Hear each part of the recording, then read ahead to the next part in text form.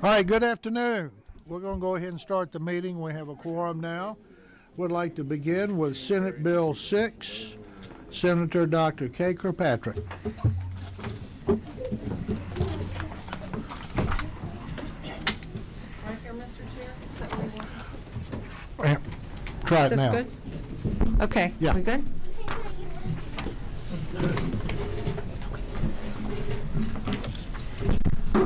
Thank you, Mr. Chair and committee members. Thanks for letting me go first because we got a bunch of House bills in our Senate Health Committee at the exact same time, so I'll be headed down there from here. This is probably the shortest bill that you're going to see this session, Senate Bill 6, and this is about drug overdoses. As you know, drug overdoses are a big problem in all of our districts, and deaths are still common. In 2022, 67% of overdose deaths in Georgia involved fentanyl. And we passed a bill authorizing fentanyl test strips to legalize tools to check for the presence of opioids like fentanyl.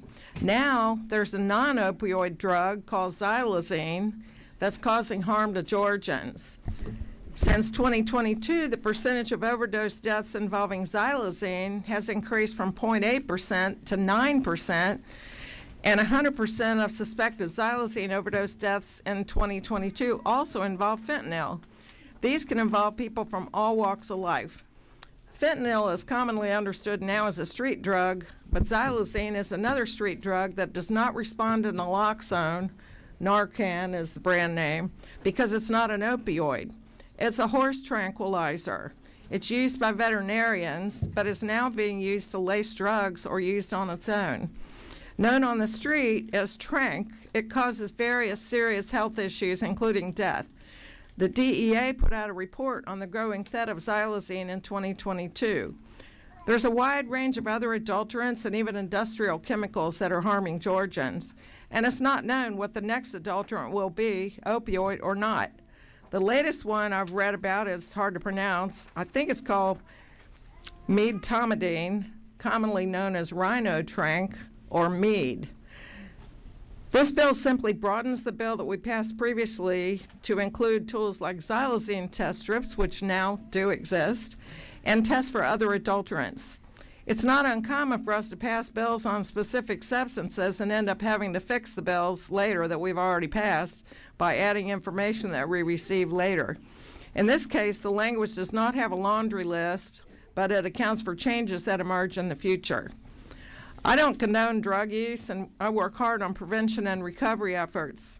But while we're working on longer-term solutions, our citizens are dying, and I hope you'll agree that saving lives is a high priority for all of us. With that, I'd be happy to answer any questions. Thank you. Any questions from the committee? I see none. We have two signed up to speak to this bill. Jeff Breedlove. Yeah, that'd be fine. Thank you, Mr. Chairman. If it pleases the committee, I'm Jeff Breedlove. I'm a person in long-term recovery from addiction. I'm here on behalf of the Georgia Council for Recovery in full support of this important piece of legislation, with thanks to Senator Kirkpatrick for her leadership. And I'll be brief. Just this bill will save lives. There's no doubt about it. And the adulteration of these products are happening at lightning speed. So if we can ask you to support legislation that allows folks to just keep up with it, it's very serious. I will tell you, I had the great privilege of going to Philadelphia twice recently, to the Kensington neighborhood where the xylazine epidemic is ground zero. And on 2 visits, I have seen 4 overdoses of xylazine. This is a no-joke, serious business situation, and these strips undoubtedly will save somebody's life in Georgia. Just ask for your favorable consideration. Thank you. Question, Representative Clark. Just curious, and this can be for the bill sponsor or for our guest Jeff. as well. Jeff, sorry. Tough one. All right. Since the xylazine is not an opioid right now, is it your understanding that these test strips currently would be outlawed in Georgia? Yes, because all we covered in the previous bill was synthetic opioids. Thank you. I see no other questions. We have someone else to speak to it. Mark Hayden.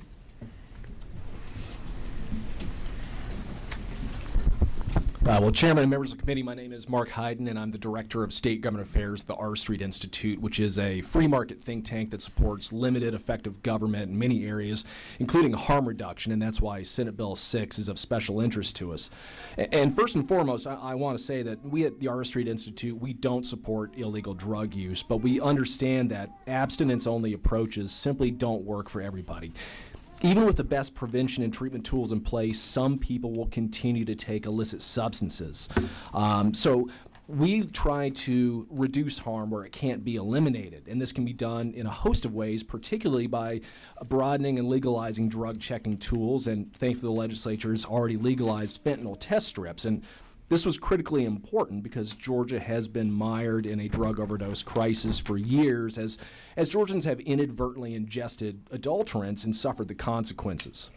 But when the fentanyl test strips were legalized, as Senator Kirkpatrick has mentioned, it only did so for synthetic opioids.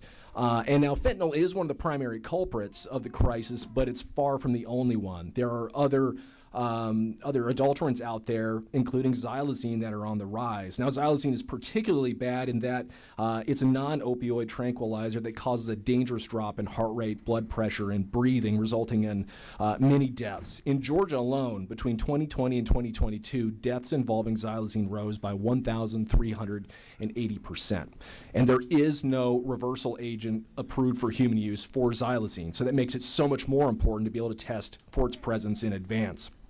But it's not just xylazine. There are a number of pharmaceutical and even industrial chemical adulterants like BTMPS that are finding their way into the supply and harming Georgians. And as Senator Kirkpatrick has alluded to, there's no way of predicting what the next adulterant might be that'll find its way into the supply and kill Georgians. So that's why we think it's very important to broaden the scope of the original legislation to permit drug checking tools more broadly. We appreciate Senator Kirkpatrick's leadership on this and the committee's time. If there are any questions, I'd be happy to try to field them. I see no questions. Thank you. All right. You need to wrap up, or you good? Good. You good? Do I hear a motion? So moved. Second? All those in favor say aye. Aye. All those opposed? Congratulations, bill Thank you. passes. Oh, yeah, who's your House sponsor? Chairman Cooper. Chairman Cooper. Okay, that was LC 5207188SSCS. That's correct. Yeah, thank you. Okay, next bill up, Senator Hodges, Senate Bill 130. This is LC 520632. Thank you, Mr. Chairman and committee members. Appreciate the opportunity to bring you Senate Bill 130. The purpose of this bill is to increase the number of healthcare providers in Georgia. Does that in two ways. Number one, by expanding the eligibility and the reach of the medical education funding programs we have. And secondly, it expands the eligibility and the reach of the board of, I should have mentioned also that this is agency legislation, the Georgia Board of Healthcare Workforce. And I have with me Chet Basine today. Chet is the executive director of the Georgia Board of Healthcare Workforce. Again, the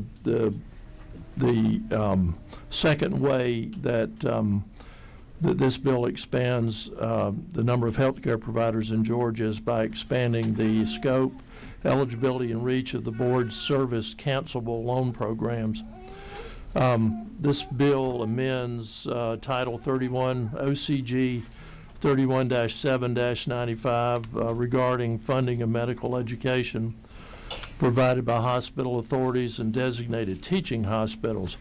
Title 31 recognizes the state's responsibility to help fund medical education in order to increase the number of healthcare providers, so it directs the Department of Community Health to pay up to $10,000 per annum for each resident receiving medical education, and it pays this to both hospital authorities and so-called designated teaching hospitals, as long as they have at least one resident participating in programs approved by the Accreditation Council for Graduate Medical Education.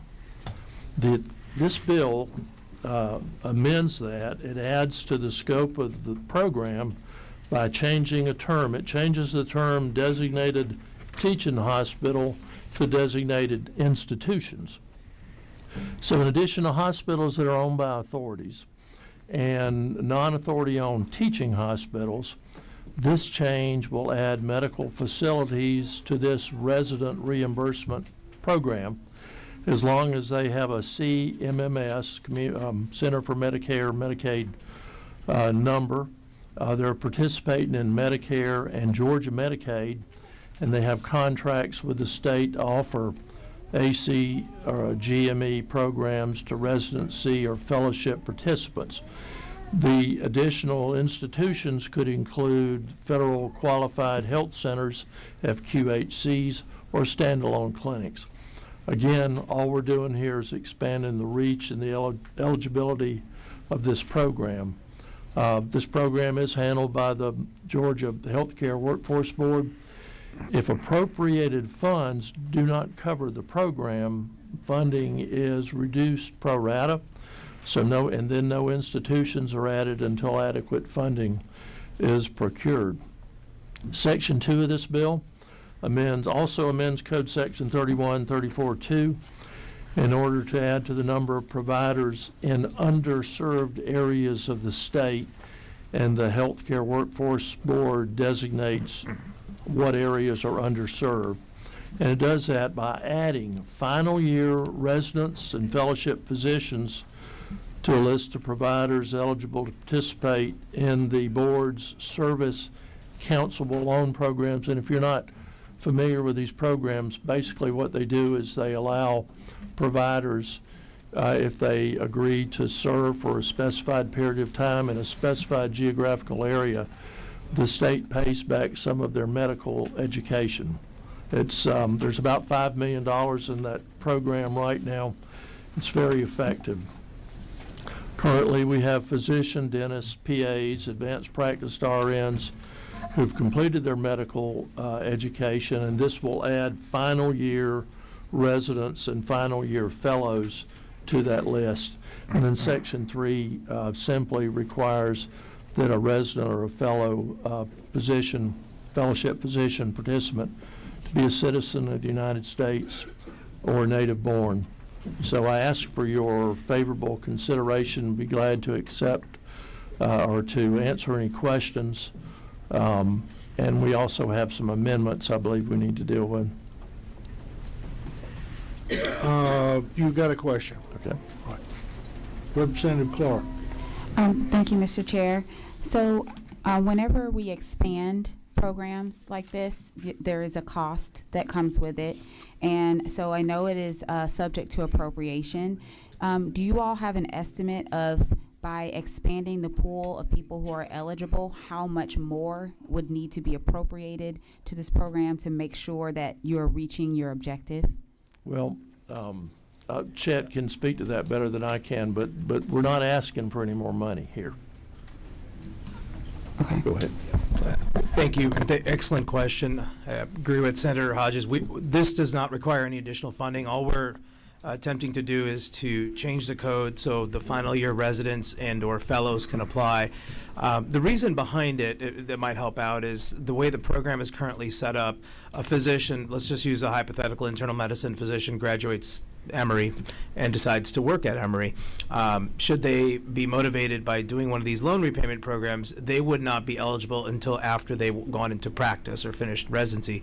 This would, should this pass, this would allow that hypothetical physician to then apply with us in their final year. There would be some contingencies in the contract they'd have to meet, of course, but then they can go and put themselves in one of the communities that we currently define as rural, which is a county of 50,000 or less per the 2020 census. So really it's just allowing us to broaden the net of those who can apply in. And typically with physicians, when they finish training, they're excited for their first job. This is what they've been training for all time. So if we can just get them into those communities that need them more, we feel like this would solve that problem. Can I ask a follow-up, Mr. Yes, Chair? go ahead. So if we are saying that the goal is not to ask for more money, are these, right now, is there more money than people applying for the loan? And if we expand who is eligible, will it now become competitive where more people might want it than what has been appropriated? Great question. So currently, we just in our January board meeting approved this fiscal year's winners, and were oversubscribed across all of our loan repayment programs. The board, what we do is we preemptively take alternates to them, just in case people's situations change. We always have someone that I moved, I changed jobs. There's some reason that they end up self-disqualifying themselves. So we are fully funded. It's very competitive. This will make it perhaps a little bit more competitive, but we do have a scoring mechanism that we utilize. We use outcomes, we use debt load, compensation, what area of medicine they're in, to kind of score their applications, and that allows us to devise a list from 1 all the way down. All right, thank you. We did this for the dentist a few years ago, and when I was looking at that situation, I found that they had a hard time financial planning. They were coming out mid-late 20s, physicians, or mid-30s. So they may want to go to a rural area, but without any financial assurance that they could reduce that loan, sometimes the banks didn't look all that favorably to them because they owe $250,000. So what they're doing with the physician is going to help quite a bit to get these folks out of the rural areas. Yeah. Representative Douglas, you have a question? Yes, I love the bill, by the way. I just have a quick question. What are the number of people that you're extending it to? Is there a limit? Is there a cutoff as far as the number of? Do you mean, good question, do you mean total applications we'll accept? Yes. Not really. So how we do it, like broad level, we open up loan repayment applications around early September every year. We shut the application window down around early November. I mean, plus or minus a few days, just based off of ebbs and flows. And that doesn't mean that if you get everything in by November, you're in. We do, believe it or not, people submit incomplete applications. We follow up. We give them. We try to be generous, but we also there's a deadline, and if they don't hit it, then they get disqualified out. So it's a great way to put your name in the hat. So this would just allow these folks, the final years, to get their names in the hat, and then we would then work them through the exact same process, more or less. There might be some different qualifications that we'd have to do with the applications because this is someone who's in their final year residency. So one thing that would likely come out of this is demonstrate to us that you've secured employment in this community, because what we don't want to do is encumber the funds to you and then you tell us, well, I'm moving to Seattle. So there's going to be some things that are going to be part of the application that might be different for them versus a doc who's already sitting in that community and practicing but hoping to get these monies. Follow up, Mayor? Okay, so the number of people that you pick, I know there's a group of applicants, correct? Mm-hmm. So out of the number, do you do it until the fund of the allotment of funds is there for a certain amount of people? How does that work?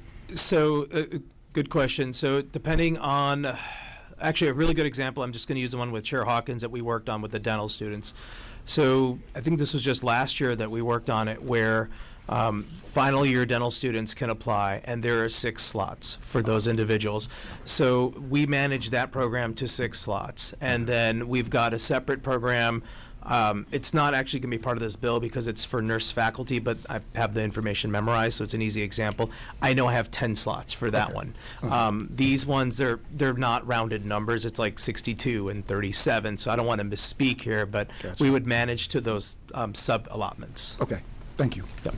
Okay. At appropriate times? Yes, now is appropriate time. Say move to pass.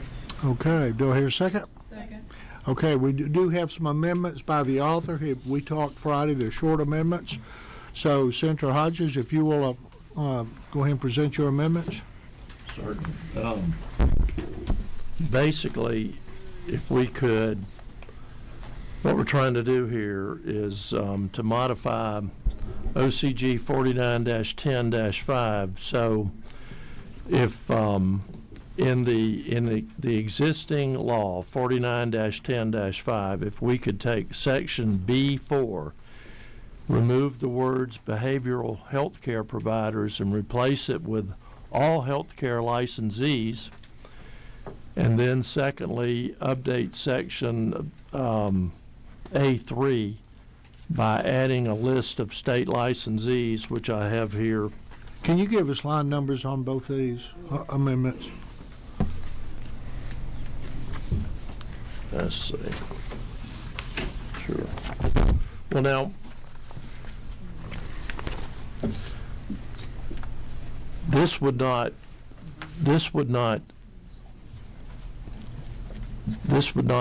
change any of the lines that you're looking at. It would be in addition to those, Okay, okay? all right. It would be additional information. It would be the next line, and the first one would be, it would be to modify section 49-10, as I said, by changing section B4, removing the word in the existing law, behavioral health care provider, and replacing it with all health care licensees. And then secondly, update section A3, and I've got that law. Yeah. Right here, which I'll be glad to provide to you. Okay.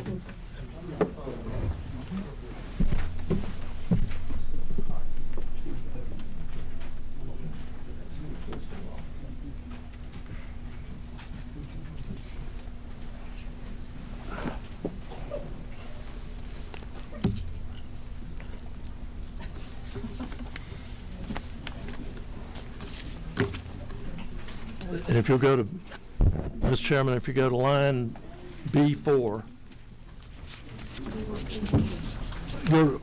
You're talking about with what we just handed the legislative chair right, and legislative council.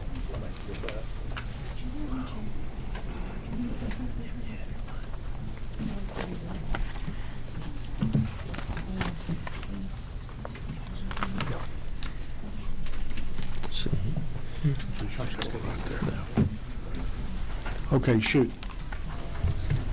if you'll look at section B4, which says establish a minimum data set.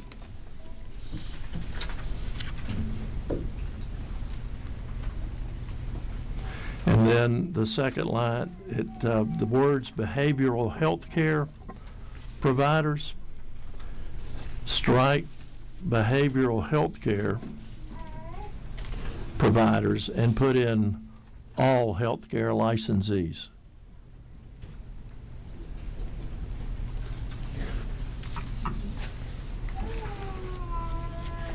Okay? And then A3, you would add all of these licensees. It's sitting in the bill committee. Those licensees right there. Add all these, okay. Right. 17 through These are all healthcare licenses he's including, okay? Physicians, pharmacists, dentists, chiropractors, optometrists, occupational therapists, physical therapists, audiologists, psychologists, licensed practice nurses, registered nurses, anesthetists, clinical nurse specialists, and psychiatric and mental health. And by adding these, you are doing what? By adding these, we are establishing a statewide data system Right. which will provide information regarding all healthcare providers across the state.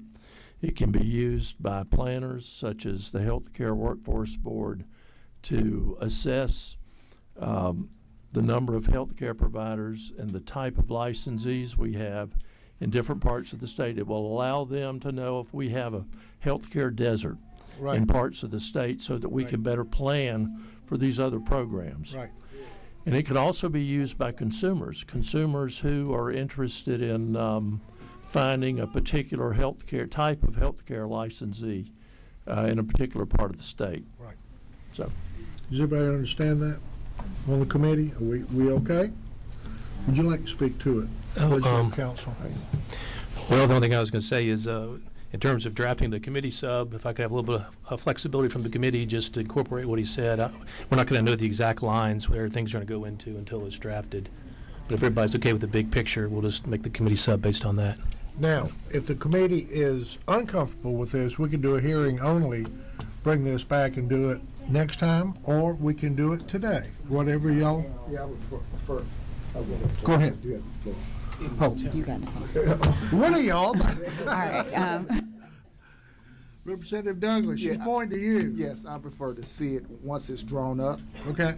and then we can vote on it. If Okay. it doesn't change drastically. My apologies, but Um, you good with that? I'm at your beck and call.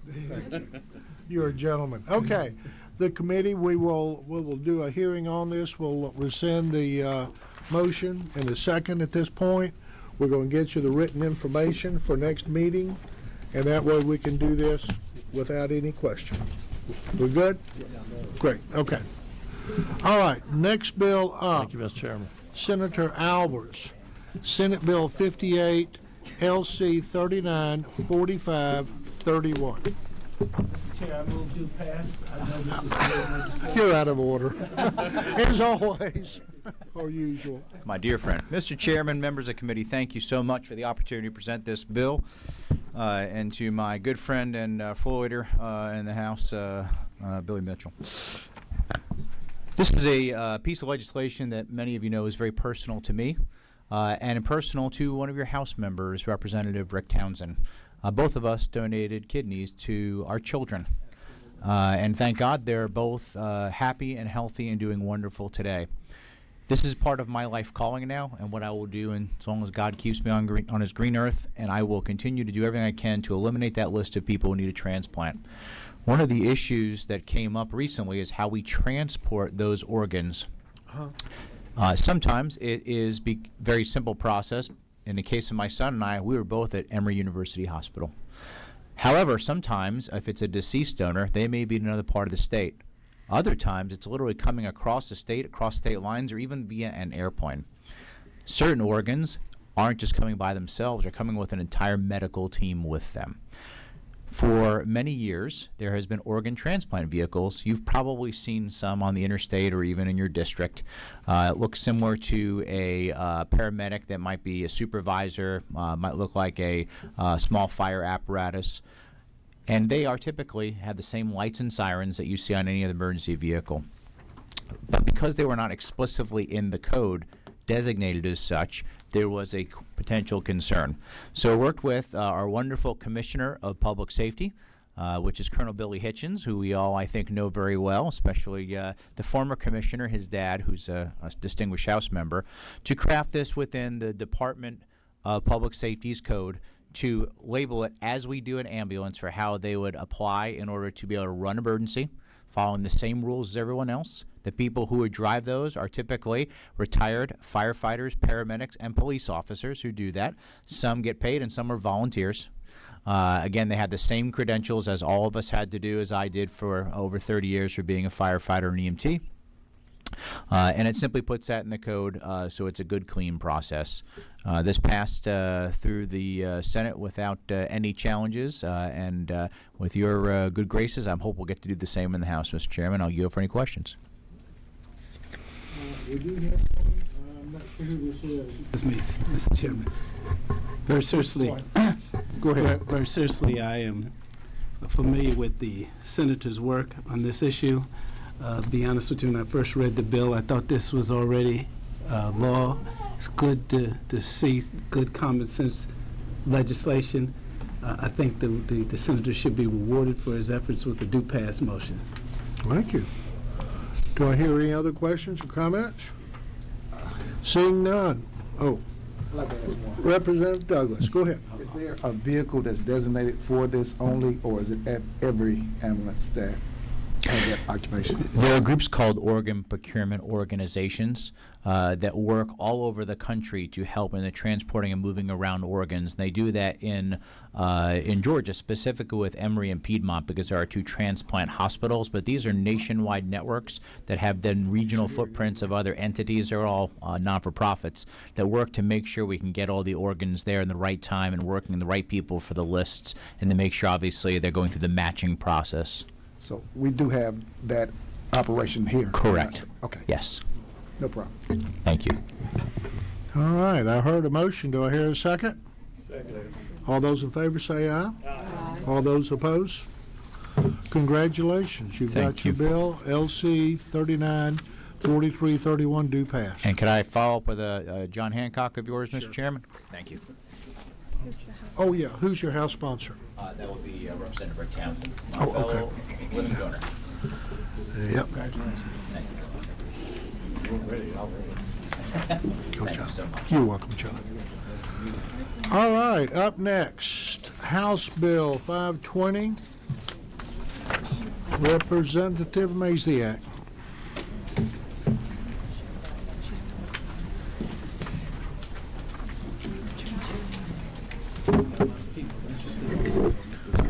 Yeah, well, I don't think we'll get all those.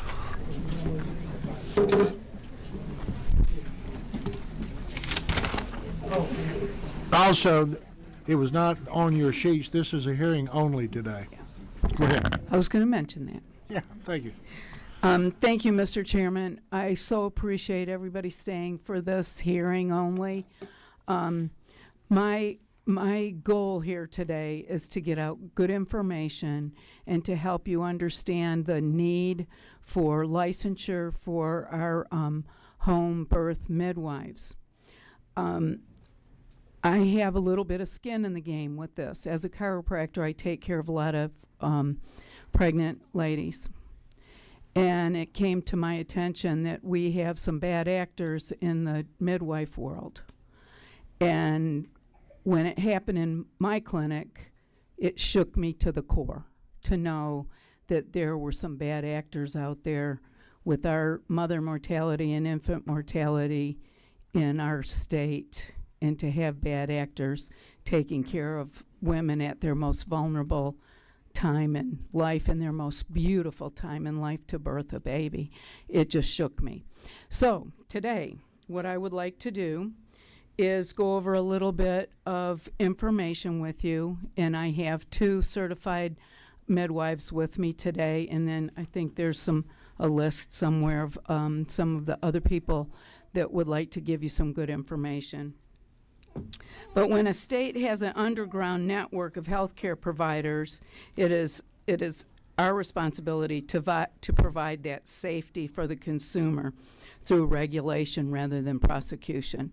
And when I read that statement, I thought I wanted to prosecute the woman that violated my patient. And it's a heartfelt, this is a heartfelt industry. So in 1925 to 1963, certifications of midwives were provided by Georgia Code Title 31, Chapter 26, Practice of Midwifery, which states that upon completion of classes and passing in an examination, a certificate of authority could be received through the Department of Public Health. In 91, midwives who requested such certifications were denied, and a new definition of midwifery was established and followed by cleanup rules in 2015. These new rules clarified that no one could practice midwifery without that certification from the Georgia Board of Nursing to practice as a certified nurse midwife. And certification from the Department of Public Health was no longer required. So you can see the progression of what happened here. So what my bill seeks to do is to repeal Chapter 26 and allow for the provision of direct entry midwives and amend Title 43 to provide for the licensure and regulation of our midwives. These ladies, I really don't want to get into the debate of whether you are for or against midwifery. You can tell that the room is full of people that do want to use midwives. So I prefer to not get into that. I want to talk about the licensure itself. The ladies sought after by Georgia families because they have a reputation for giving exceptional care. And I think you will hear that from these ladies. I think you've heard it in the past from them. They currently do this under the fear of prosecution, and some midwives are leaving our state or having their clients actually deliver in contiguous states like Alabama, Tennessee. They're being forced to quit. And now we have a shortage of these providers to take care of our pregnant moms. So we need this licensure. We've talked about it for, let me think, at least 4 years that I'm aware of, probably even longer than that. But these people are also putting themselves out into the public as midwives, the ones that I would like to be, the ones with the education to be licensed. The ones that don't have the education are where the bad actors are coming from, and it's dangerous without some type of education in examination. So that's what I'm here for today, and I would like to ask Sakisha Berry, who's representing the Black Midwives over Georgia, to come and speak, and our certified professional midwife, Missy Burgess, who's representing the Georgia National Association of Certified Professionals. These ladies together have delivered over 500 babies. So that's quite a bit in our state, and I'm proud of that. Safe births, good outcomes is what I'd like for you to hear today. Okay. So if that would be okay with you, sir? Yeah, but first you have a question, Representative Sure. Clark. Oh, I'll sure. save my question until after Okay. the speakers, if you All don't right. mind. Bring up your first. Okay, Missy, will you come first? Sakisa's going first. Oh, Can we come She up was together signing and up. just sit by Sure. each other? We'll get out of the way so we can. The microphone came on.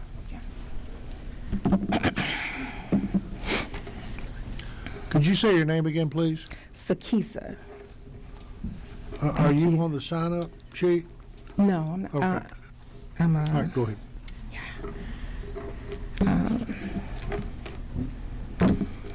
So good afternoon, everyone. Thank you for hearing us today. I just want to make a few things clear about why we're here today. We wanted to first and foremost remind the state of Georgia of where we rank in terms of maternal mortality. There is some literature in your packet that goes into detail about this. It's no surprise of where Georgia lands with maternal disparities and infant mortality in this state. And so the Georgia, right now, we rank the 45th for prematurity, and this is in descending order in all 50 states, continental states. And so we are 45th for prematurity, we are 44 for infant mortality, we are 48 for maternal mortality. And these stats were from the Georgia Department of Health in 2022. I think it is also important to note that between 2016 and 2023, according to the CDC Wonder database, that 5,861 intended home births occurred in the state of Georgia. So these were conducted by midwives. And home birth intended newborns on an average rank about 13.5 ounces heavier than hospital newborns. And so again, some of that data you will find in your packet. I also think it's important to notate that when we're talking about midwifery, it seems to be a misconception between midwives and doulas, right? Because now that doulas are receiving more traction across the nation, a lot of people don't understand the difference. And I think it's very important that we understand that doulas are non-clinical providers. And there is a lot of expectations currently being put on doulas across the nation, and definitely here in the state of Georgia, for doulas to have some type of cure for this maternal health disparity crisis that we have across the country. And so midwives are clinical professionals. We train anywhere from 3 to 7 years before we start attending births independently. And again, we are trained in some of the more risk management skills to help prevent loss, as you will see again in some of the data that we shared with you all. Also, I think it's also important to note that traditional midwifery does not inherently mean black. I think that shows up a lot in conversation as well. There are traditional midwives across the country, but definitely within the state of Georgia, that are all races and ethnicities, as well as the national CPM, or the certified midwife pathway, which we're going to talk briefly about. Missy is going to talk to you about that. They are coming all races, shades, and colors as well. So I think it's important to note that, because a lot of times it does get conflicted in conversation. And Missy, I'll pass it to you. Thank you. Okay, so you guys have, Would you state your name first, please? Sorry. My name's Missy Burgess. Okay, thank you, Missy. Missy with an I, for the record. You should have a provider comparison document in your packets as well. We were going to try to do a slideshow today, but it doesn't look like that worked out. So if you want to refer to that, that's what I'm going off of. I'm not going to read the whole thing to you for time's sake. I'm just going to highlight a few things off of it. So what you have there is, like Sakisa mentioned, you have doulas and you have midwives. Doulas are not required to have a license. They're not required to have any specific education. And then you have midwives. And under the midwife umbrella, you have nurse midwives and you have non-nurse midwives. So nurse midwives enter the profession through nursing first. Then they go on to get specialized training in midwifery. Non-nurse midwives are not nurses first. We go directly into our midwifery education and training. And as Sakisa said, it takes 3 to 7 years for that. Our clinical training is a little more robust than a nurse midwife's would be, because we are working in the field. We're out of hospital. So there are some skills that we have to have that a nurse midwife may not initially be trained in. So those of us that do home birth specifically sought out this pathway of training, which is we're referring to as direct entry midwife, directly into midwifery training. Now, under direct entry midwife, there are several terms. Traditional midwife is a direct entry midwife. A certified professional midwife is a direct entry midwife. A certified midwife is a direct entry midwife. And all direct entry midwives are community midwives. And that term just means a midwife that's practicing in the community. So we know there's a lot of confusion about all of this. So we're trying to make it plain for you guys today. That's our goal, is to tell you what's in this bill and who it impacts. So the educational pathway for a direct entry midwife is flexible. There are some people that come to this with self-study. There are some people that do non-accredited midwifery education programs. There are some people that go through a formal degree program and may have a bachelor's degree or a master's degree. All are direct entry midwives. And under HB 520, everyone, no matter what pathway they've taken, would be required to pass a competency exam. Everybody with me? Okay. Okay, so now I want to take you through HB 520. There's a lot in it. I'm going to try to go as fast as I can, but I want to say I know we have some opposition. We also have a lot of support. And we're here to talk through this. We put everything in this bill knowing that there's going to be some changes. And what we want, I think we all want the same thing. We all want safe midwifery for people that are choosing an alternative to hospital-based care. And that's our goal here. So, the definitions begin on page 3, line 52 through page 6, line 119. I specifically want to go over on page 4, there's scope of practice. And that's in our definitions under the practice of midwifery. So that's page 4, lines 71 through 112. I'm not going to read the whole thing to you, but the main thing you need to know is that we care for women preconception, pregnancy, labor and delivery, and postpartum. And what this entails is, on average, 10 to 15 hour-long appointments with each client. And it's a continuity of care. The midwife that's doing your care is most likely the midwife that's going to be at your delivery. We have continuous presence during labor and birth, and then the immediate postpartum, and then there's 3 to 5 visits that are being provided for them in the postpartum period, a lot of times in their home. You also should have in your packet a recommendation letter from Dr. Ketura Felix of Johns Hopkins School of Behavioral Health, and she gives a little more detail into the care that she found in her study on midwives, on the type of care that we give. So then lines 79 through 83, to me, highlights that we are experts at normal, and we're trained to provide emergency care and support. We resolve most emergencies at home, but our job is to use careful risk assessment and good judgment and recognize when someone needs a higher level of care and get them to that care. And then lines 88 through 95 goes through a little bit of the medications that we're trained to administer. The most important thing to note is that we don't write prescriptions. We don't have prescription authority. We're not looking for that. We don't give people narcotics in the home. If they want narcotics, they should receive those in the hospital.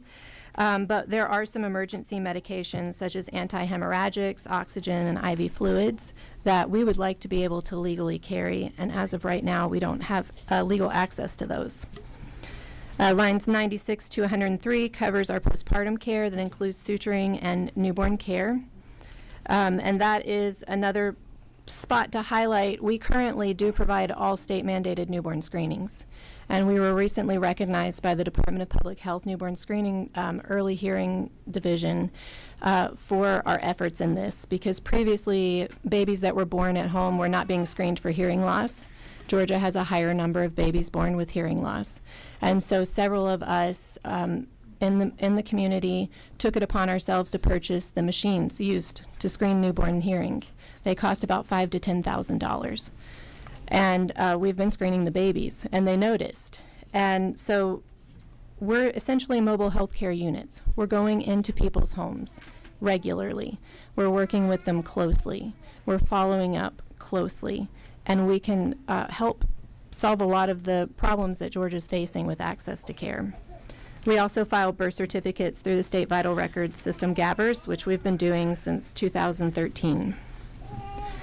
So we're going to pick up in this section after definitions, which is on page 6, line 120 to 130. And this essentially creates an advisory board for licensed midwives. We're recommending 4 licensed midwives, 1 physician, and 1 member of the public for this advisory board. And then on, I think we're going to go to page 7. This is where it really gets into kind of the meat of it, of who gets a license. And that's some points of confusion that we want to clear up, that I hope understanding the different types of midwives will help.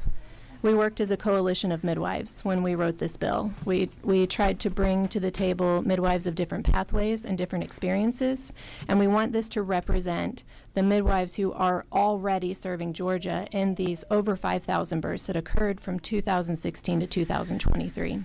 So these are all the pathways that currently exist. So the first one, line 7, or page 7, I'm sorry, line 161 to 163, the first pathway to licensure would be if you hold a current credential with a national certifying body. Right now, there are 2 nationally recognized accredited certifying bodies for direct entry midwives, and we've listed both of those here. We also wrote the bill in such a way that should there be more organizations available that are certifying midwives, they would also be eligible for consideration by the advisory board. When you have a national certification, it means that you've already documented and submitted your clinical training, you've already passed a competency exam, and you're already held to recertification requirements such as continuing education units. So that's the first. The second is on lines 164 to 170, and this details licensure for non-credentialed midwives. So these are midwives that have not submitted their clinical training, they have not passed a competency exam, but they have been apprenticed in. Someone has shown them what to do and established that, yes, you seem like you know what you're doing. We know that the state of Georgia is not going to give a license to us just because we say we know what we're doing.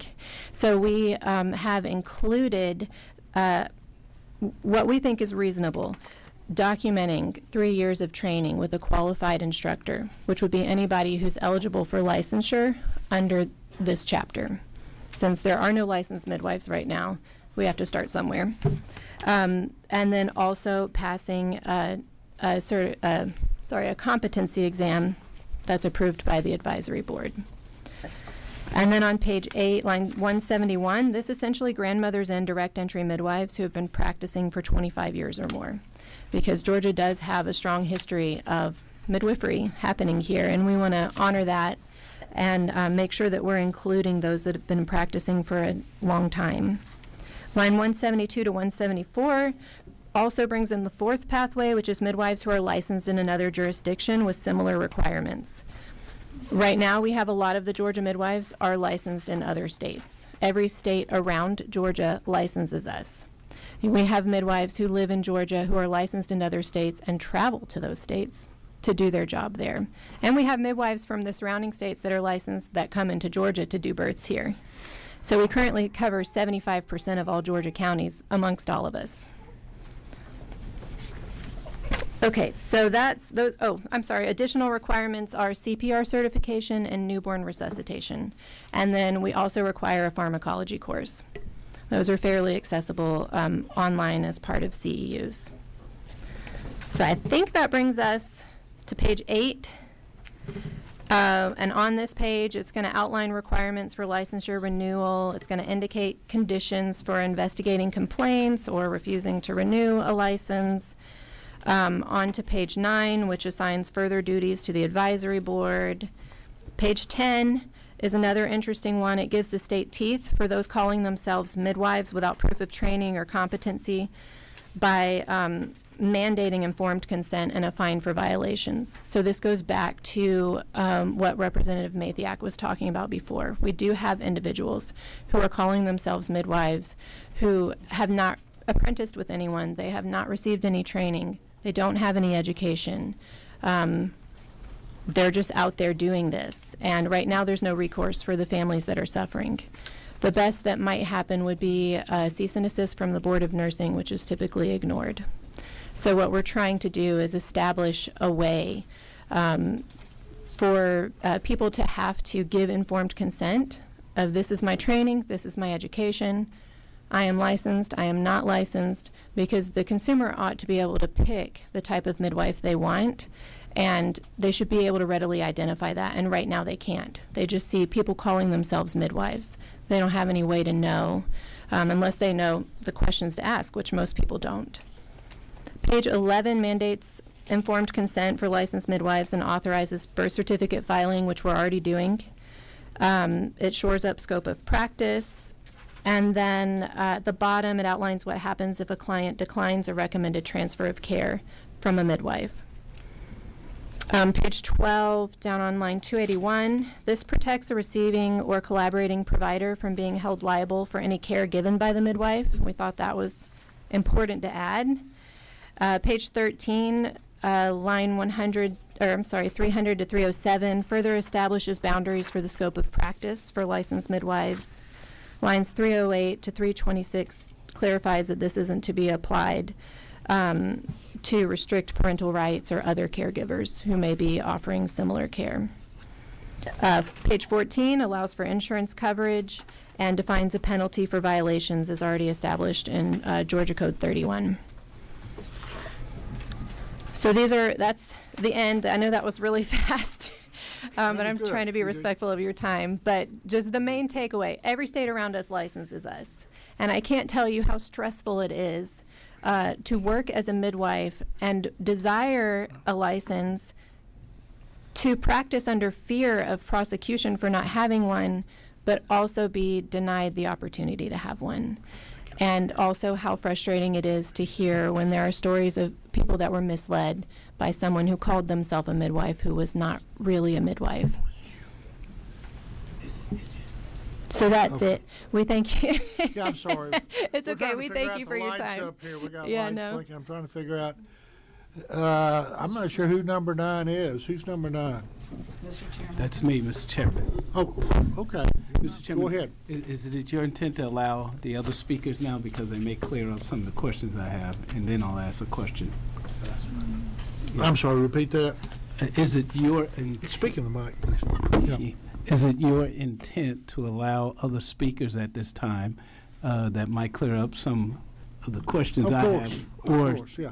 should I ask my question now? If you'd like to ask a question now, go ahead. Yeah. That's fine. Mr. Chairman, can I say one more thing about the, Yes. Because there Yeah, was- you're the author of the bill. You go there was first. an amendment Yes. that was offered through Lake Council today, and part of it was dates on it, Would you and talk to the microphone? I'm sorry. I'm sorry. For the recording. there was an amendment offered by Leg Council this afternoon, and I did not include it, but I want everybody to know about it. It did have a date on it. This is hearing only, Right. so that's why I did not present it to you. But Okay. you're welcome to look at it later. Yeah, let's wait for amendments when we Right. address the bill. I just wanted you to future know. time. Yeah. Well, we've got some people who signed up wanting to offer amendments, and I would ask y'all, whoever's wanting to offer an amendment, to hold those until we have another meeting on this bill. Okay. Who we got? Representative Douglas? That was my question. Oh, okay. Representative Clark? Thank you, Mr. Chair. I just have a couple of questions about the bill. I want to just start out by, and I appreciate you, Representative Mathiak, on providing a bit of history as to why this is being moved from Title 31, which would have midwives under the authority of the Department of Public Health, to Title, where are we now? 43, which now which now moves them under professions and licensing. I guess I was a little confused by that, but I appreciate you, I guess, providing that timeline. One of the things that was stated was about the grandfathering in of the traditional midwives that have been serving the community for a really long time. I would love to know how you all landed on 25 years. That was the number given to us by the elder midwives that are currently serving. Okay. So you reached out to that community and they said 25 years should be the bar. Yes. All right, thank you. Representative Mitchell? Yeah. I will tell you, in 23 years of being down at this place, I always found that when we institute new laws like this, it takes us a while to then kind of amend it to get it to where we wish it to be. This is not a lot of new policy. You mentioned in your testimony that there have been some egregious acts conducted by others. I presume that's why you brought this legislation forward. I'd love to hear what has been happening such that this regulation would correct.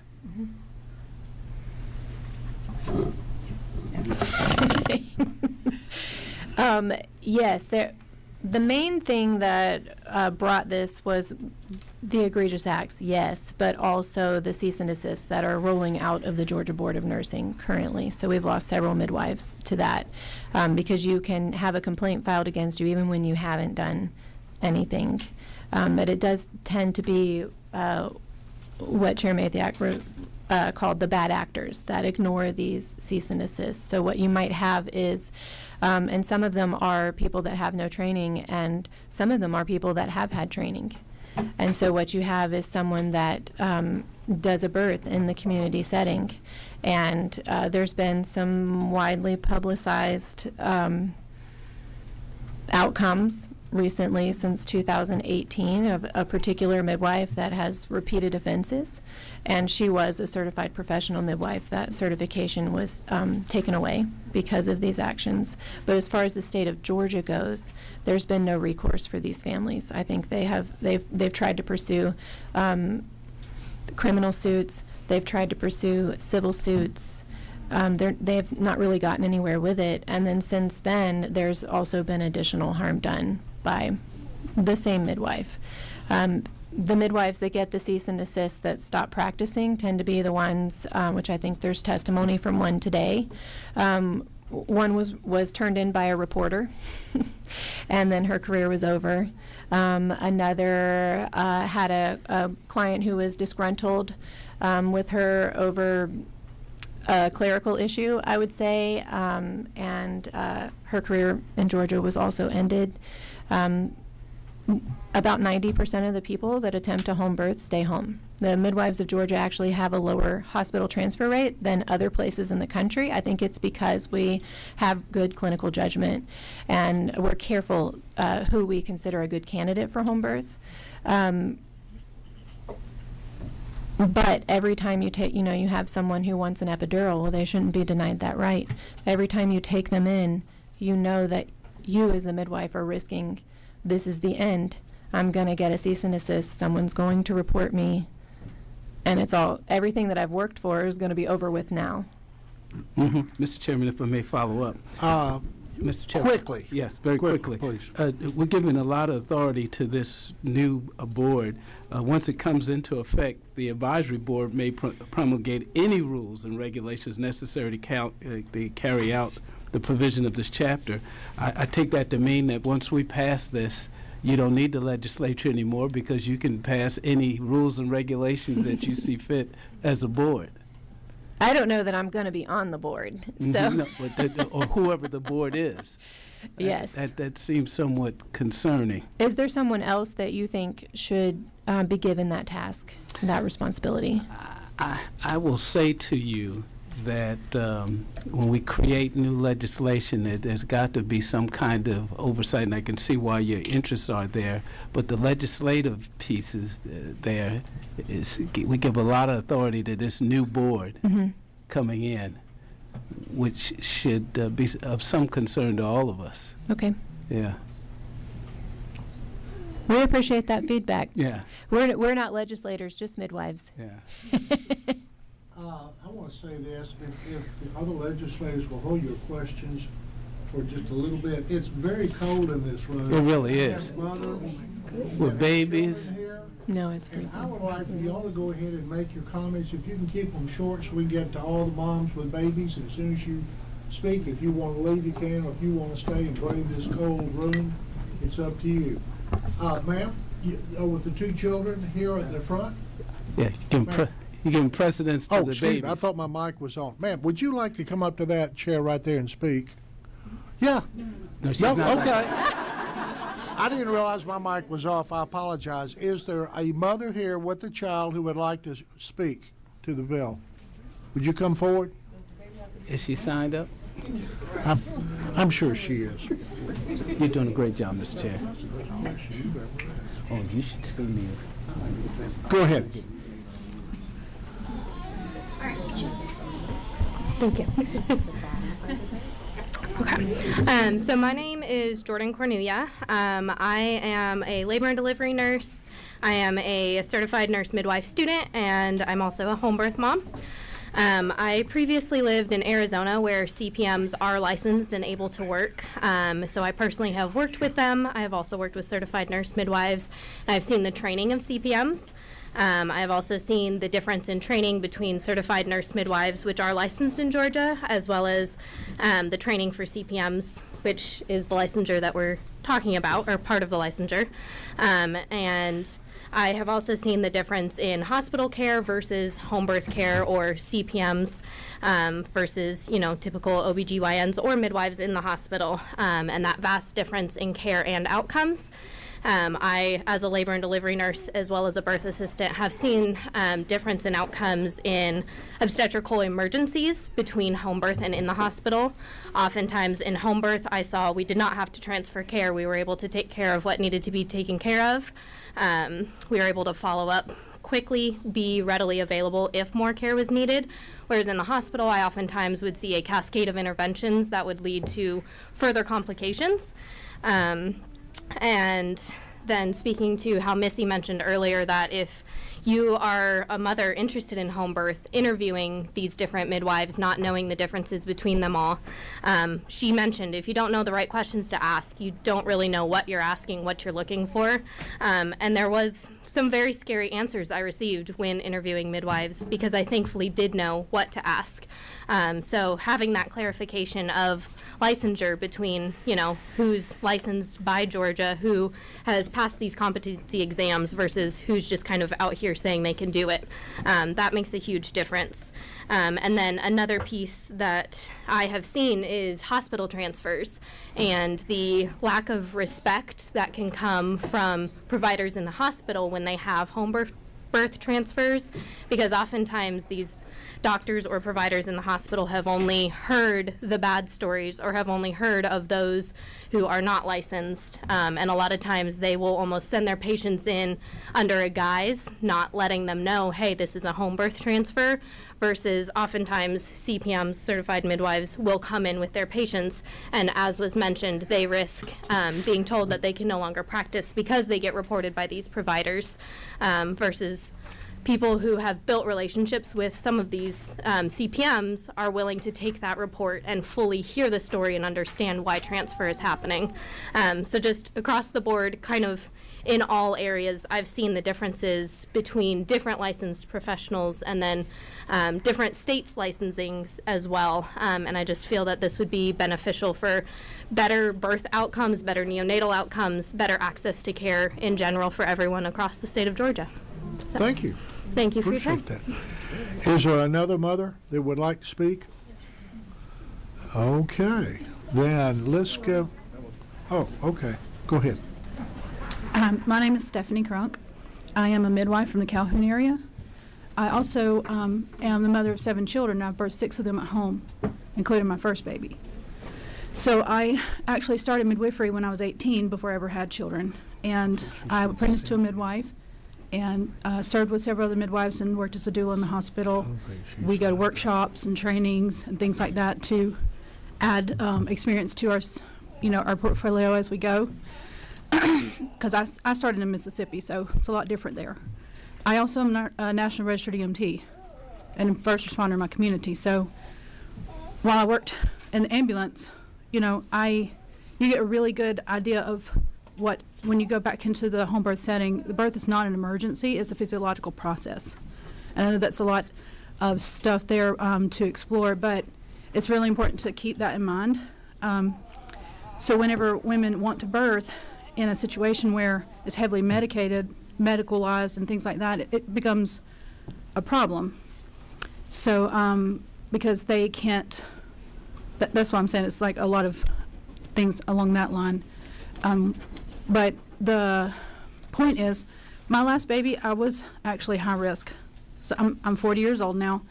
I developed preeclampsia, and I was risked out of care. Because everybody that does this, we want the women to be safe, and so we have protocols in place to help make sure that these risk factors are not part of it, and then there's a smaller bracket of emergencies that you have to take care of. And then we focus on those things and make sure that our skills are up. We train like every other year, at least, in emergency skills. So I just wanted to say that you were talking about the advisory board, and I know that seems really ambiguous, but the community is really has a lot of depth in. We have an RN here. There's a lot of depth in the experience that's coming to the board. So people who are midwives, but they were also RNs. They're also EMTs, and I even have one that's RN paramedic mom that birthed with me. So there's a lot of depth there in education whenever they come to the board, and a lot of experience. So it's workable. Does that make sense? Yes. There's a lot to work with in experience levels. Thank you very much. I appreciate it. Now, Representative Park Cannon, I know that you're signed up. Oh, okay.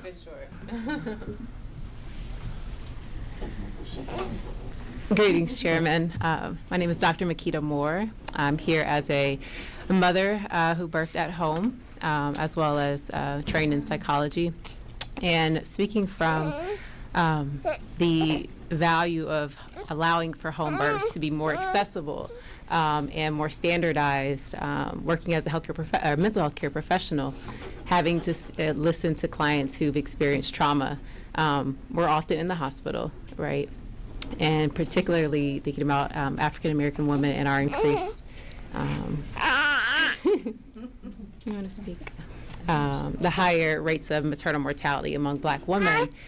Having had that experience of birthing at home, in the safety of my home, in the safety surrounded by family and friends, from a psychological perspective, we know that when we're in a stressed out state, it does increase our risk, physical risk, right?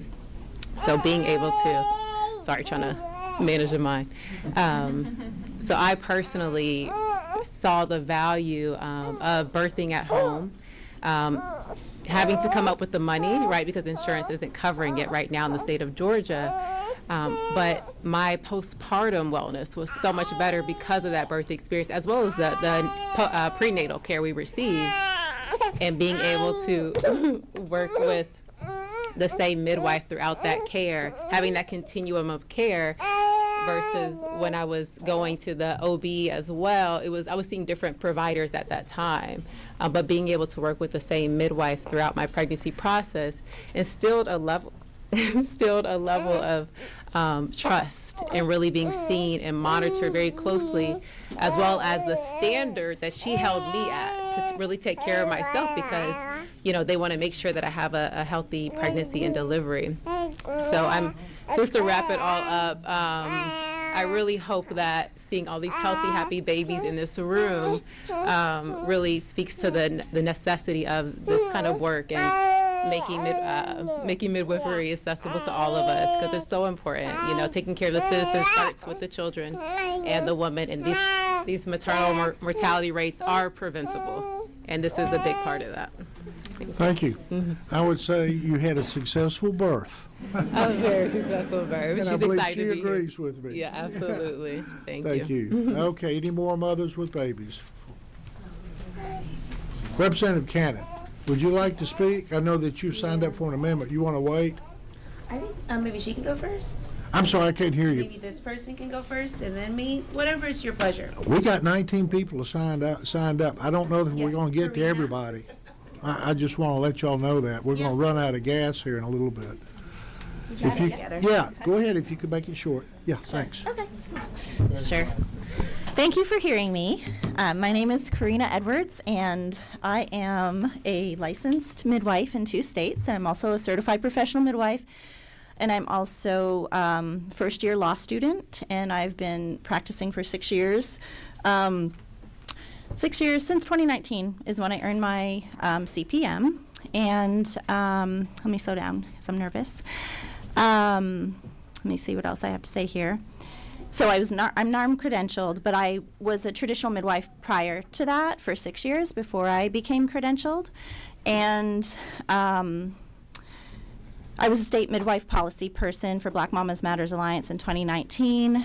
And when the CPM bill was introduced then, I have 6 years experience challenging legislation related to midwifery, only because safety is a priority. But, we have to make sure that everybody who's done the training is included. I'm happy to give my cell phone to anybody because I know we have a little bit of time here who has any questions. I worked with reps and senators last year to help propose Community Midwife Act, and this year as a solution to the certification, and to help try to keep DPH as who approves the certification.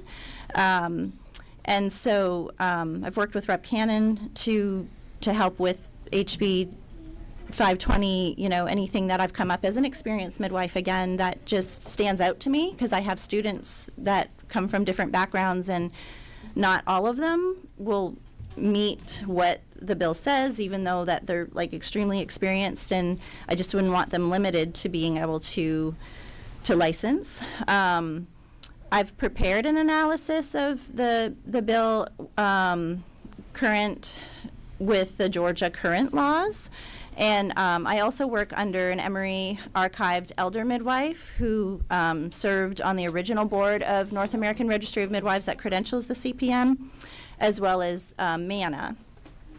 I also work with a former board member of NARM and MANA. We all oppose the bill only because we need to see amendments in it for it to include everybody without restrictions. We do have a petition that we can give to you just so it gives a little bit of background as to why and the history. I would ask that you propose that instead of HB 520 primarily focusing on licensing, that we include amendments or a substitute for a bill that is similar but with previous bills like Representative Davis that talks more about community midwifery for out-of-hospital midwives, and that would still be going through the Department of Health rather than a separate entity, because the Department of Health is familiar with even CPMs right now, with birth certificates and processing and the data and everything. Having a whole new entity could cause, more midwives to not be able to qualify. I want to leave out third parties also in the language of legislation as far as the branding of organizations, because there are several nationally and several pathways. There's several schools, and they all at the end of the day produce midwives that give, that have good outcomes and training.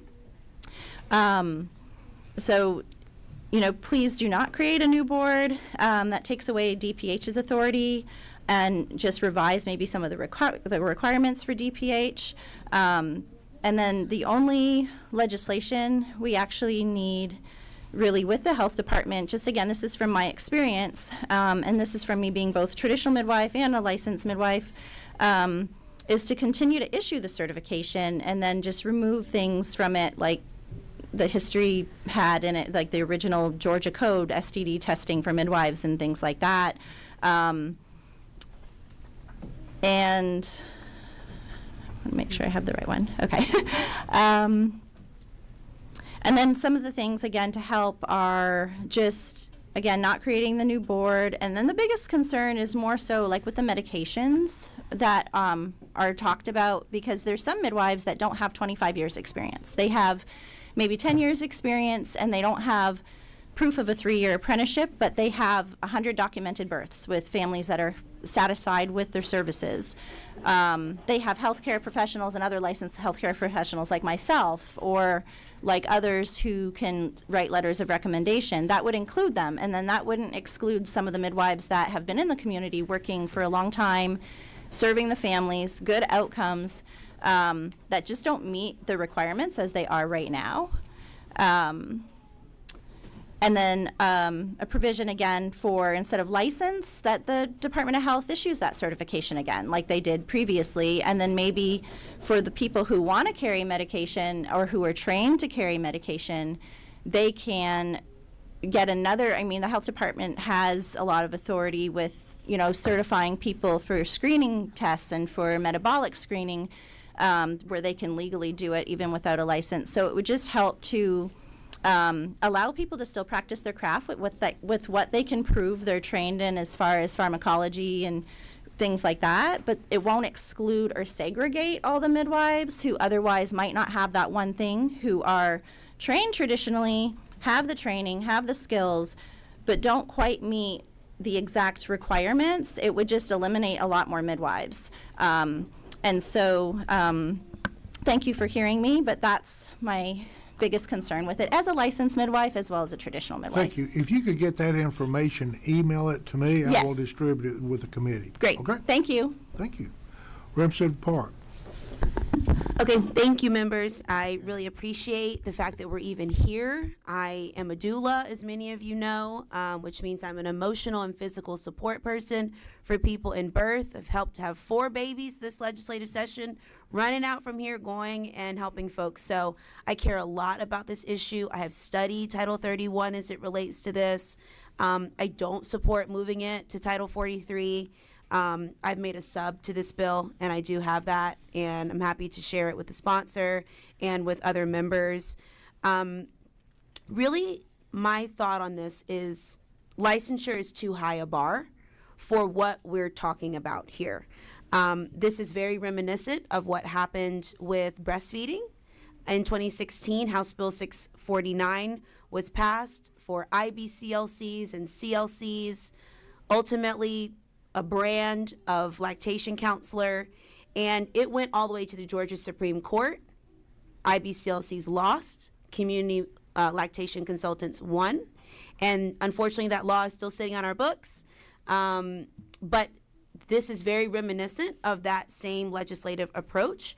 And so, you know, I love history. I think that really, since this is hearing only, we have time.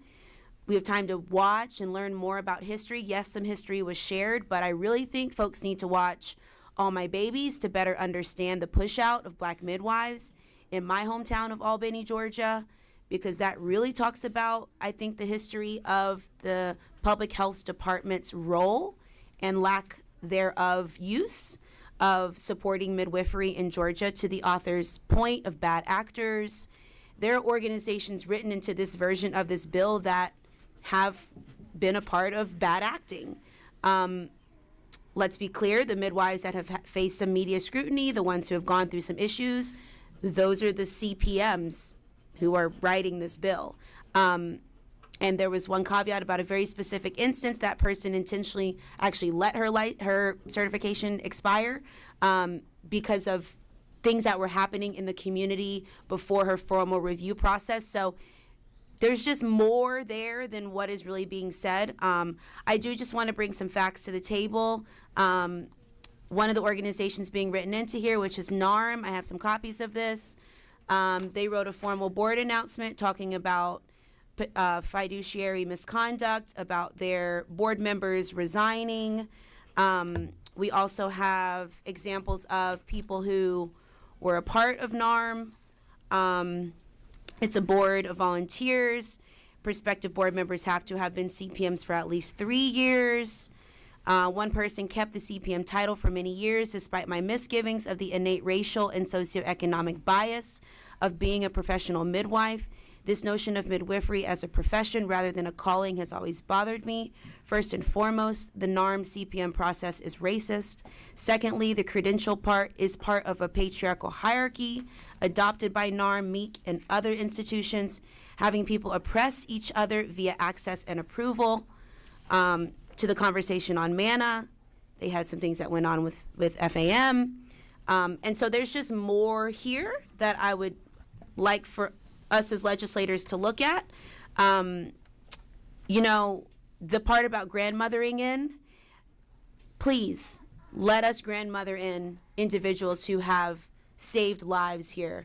Our national home birth rate went up to 29% during the pandemic, which is more than the national rate. Like, the national rate was 26 and ours is 29. So it's very important that we grandmother in the midwives who have been doing the work.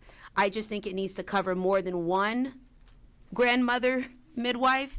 Right now, as it's written, it will only impact one person in Georgia, and we have to be more honest, more transparent, I believe, about that. And, you know, while we're all here, again, I avail myself of the resources of being kind of in the inside outside of this work, and I'm just hopeful that we get to a place where we have access to the midwives that we need without creating too high a bar. Thank you very much. Thank you very much. Okay, next up I'd like to call Megan Andrews with DPH.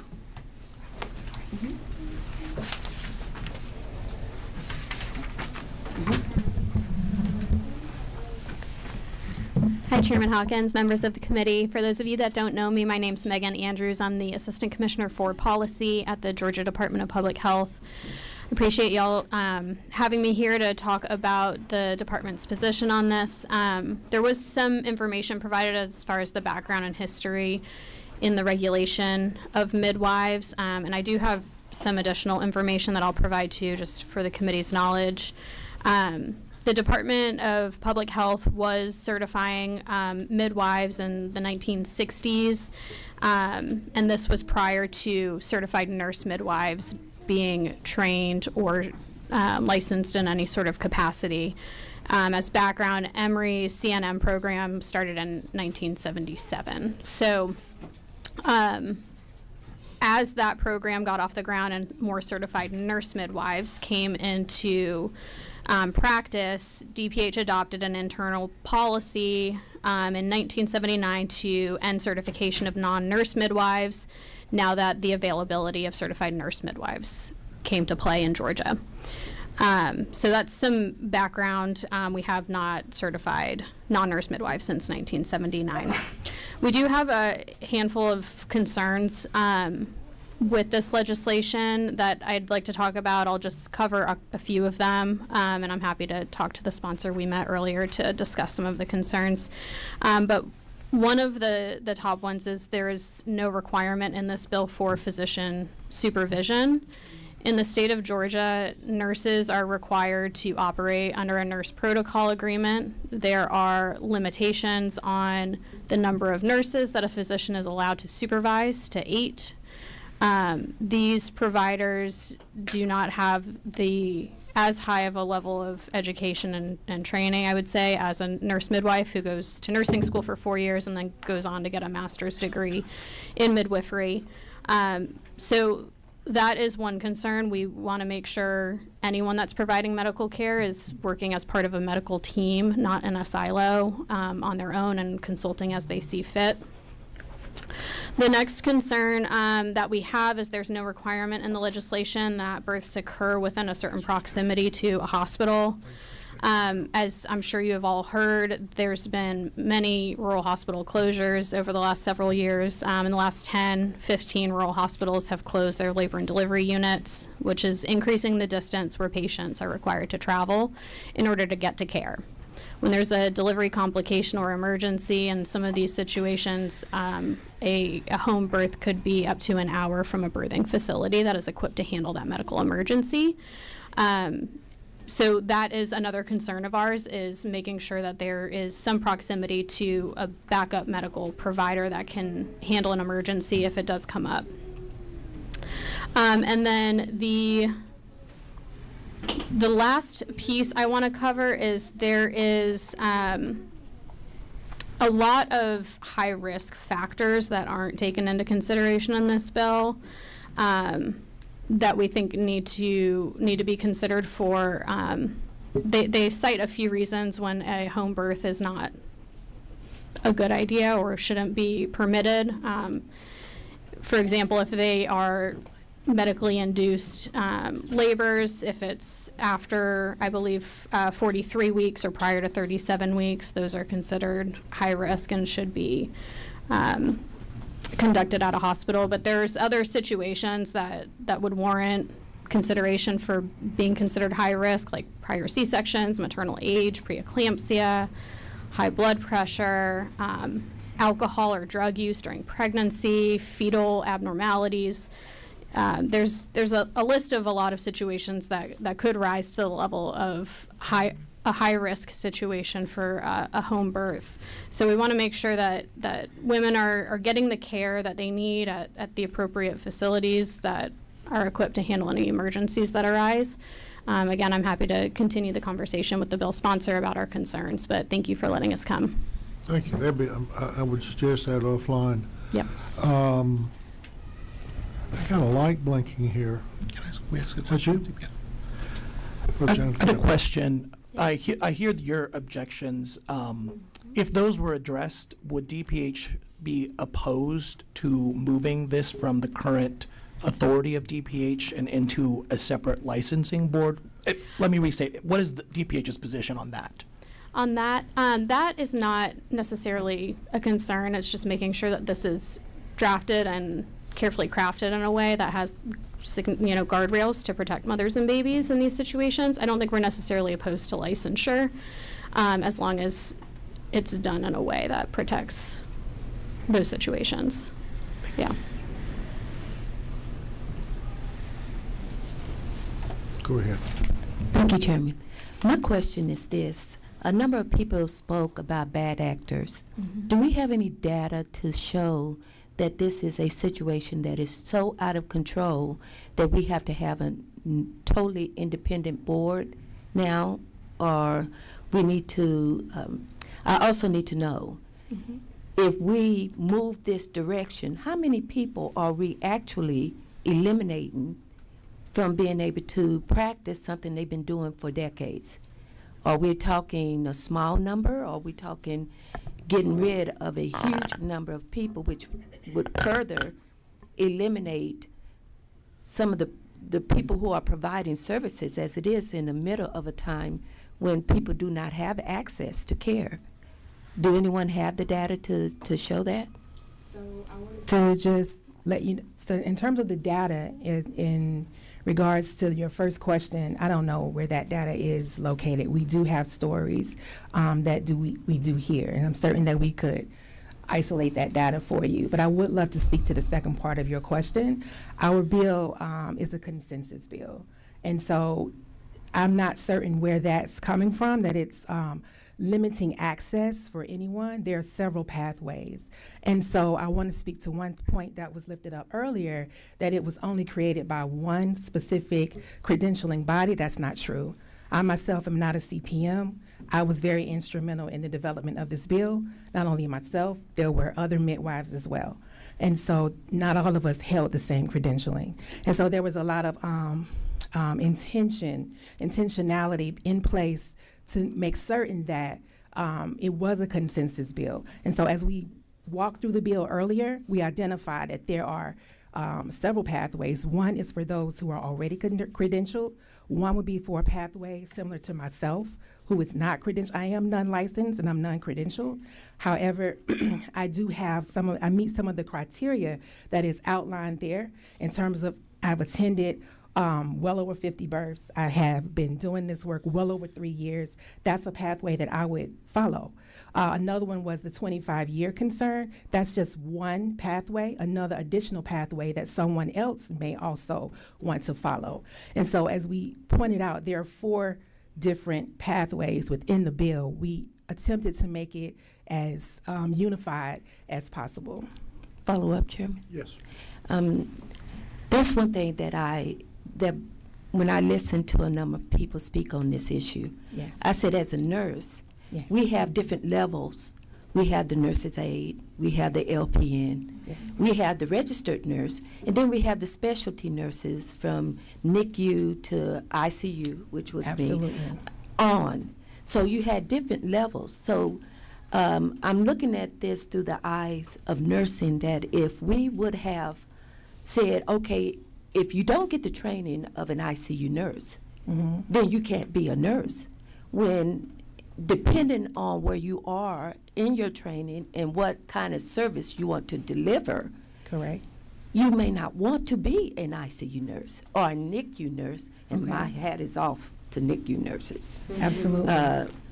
But you may want to be one who operates at a lower level and may not require that level of training as an ICU nurse. You see what I'm saying? I So think so. I guess I'm a little confused as to where we're heading, and if we're not chopping off our nose to spite our face in trying to get there, if you get where I'm going. I am a little confused because we're talking about direct entry midwifery, and we spoke to earlier demonstrate how there are several pathways for direct entry midwifery as a whole currently just in the nation. So we are all midwives and we are all serving a very similar, in a similar capacity. So I'm not certain. Can you explain a little Well, bit I more guess in depth? I'm what a you're- 'cause little I'm not confused because following. I the bad apologize. actors, Yes. where do they fall on this scale that makes you have to create a whole different board? I think I can. I think it's fairly common for licenses to include a board. And in drafting this legislation, we did look at the surrounding states and what are surrounding states doing to because they're all licensing direct entry midwives, and what does that look like? And 37 other states, plus the District of Columbia, also license direct entry midwives. So we took that into account when we were drafting this bill. So I think it's fairly common for a license to require an advisory board or an advisory group.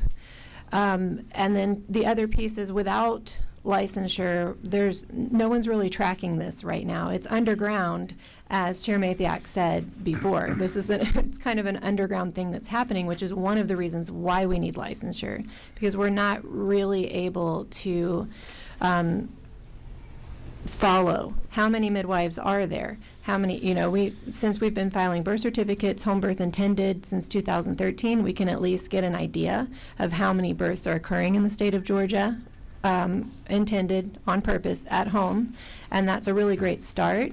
But beyond that, no one's tracking this, regulating it, anything like that. So that question about the data is kind of hard to answer. Representative Davis. So you're saying this new board would make sure that that data is available? Yes. And that is Yes. something that you would track? Right. Currently, if somebody has a complaint, they can file with the Georgia Board of Nursing, and it takes 6 to 9 months for an investigation to be completed, which isn't typically much of an investigation, because it just comes down to you're not a nurse midwife, stop it. And that's not been very effective. And also, we're aware the Georgia Board of Nursing is incredibly understaffed, which is why it takes so long for these complaints to be answered. Okay. I see a lot of thought going through that head, Representative Davis. Okay, we're at a posture where we're at a hearing only, and we still got about 18 people here left to speak. So I would just like to say to all of you, thank you for coming today. I think we need to sort of see where we are with all this. We've lost a lot of members, and I would like for them to hear. Is there anyone that you would like, to the author, to speak to this bill in the audience? If I could. Yes. Yes. If she's still here. Christina, would you speak to what your role in this is?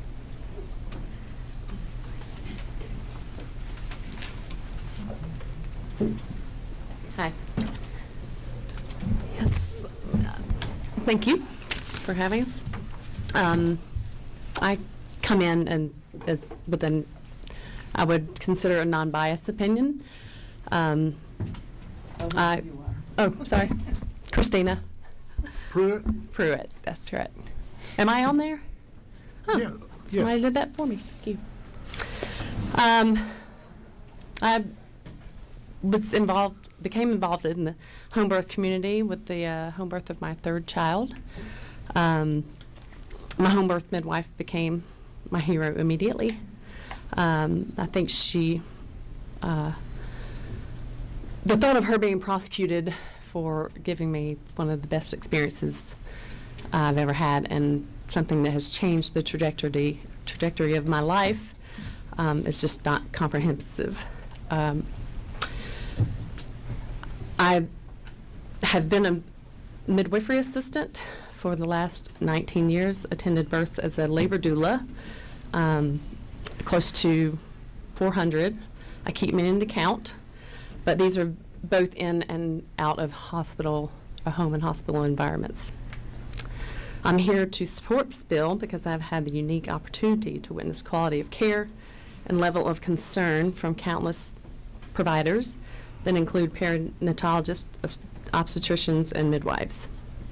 And as a midwifery birth assistant for hundreds of births, I can say with an overwhelming confidence that I have witnessed nothing but pure competence, integrity, love, and exceptional modality of care from each and every one of these midwives. I would really want to make this statement. As a labor doula with that much experience, I have been approached on many occasions to attend births on my own, which was never a question of no. I would not go anywhere without. I have worked with several of these home birth midwives in this room, and their skills are different than mine. We complement each other, but I feel like that was a common misconception that, labor doulas are out there, and they may be. But I am not one of those and have never considered that in my 20 years of service in the birth community. One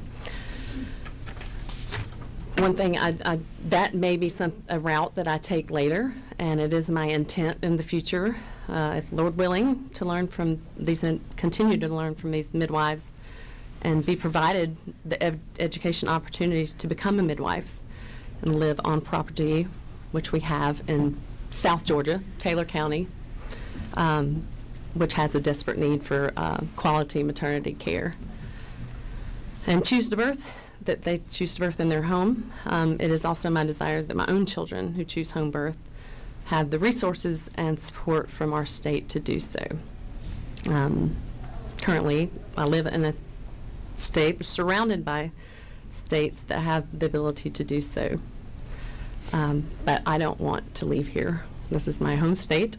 I love it, and if I can be a contributor to improved maternity outcomes, then I want to do that here.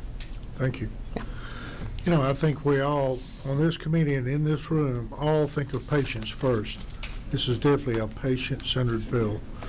It is a complicated subject. We have people coming from different directions trying to meet in the middle and agree upon an issue.